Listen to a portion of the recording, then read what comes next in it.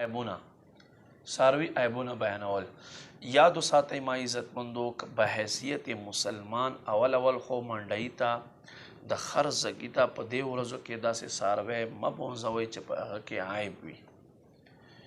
ولې چې نن سبا سوداګري له پاسه سودا ده، سودا له پاسه سودا ده.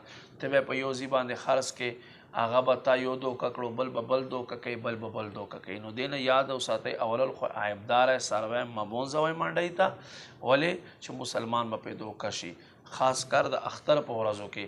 او که چېرته تا ته روپو ضرورت وي او ته خرڅوې نو بالکل خرڅول یې روا دي، جایز دي.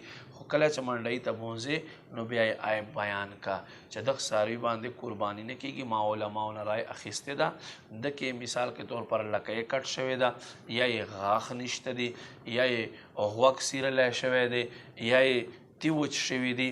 نو بیا په دا لکه عیب دی د تجارو په اصطلاح کې هم، بیپاریانو په اصطلاح کې هم، او داسې څاروي باندې قرباني نه کېږي. نو لہٰذا اولې منډۍ ته مه بونځئ. که تا ته ډېر د روپو ضرورت وي چې خرڅوې نو بیا ته بایع مشتري ته اخیستونکي ته یې خامخا عیب بیانوه چې ته بیا عند الله مجرم نه یې. امید لرم د فقې د شریعت یوه ښایسته مسله به تاسو خوښه شوي، مخکې در سره شیر کړئ. شکریه.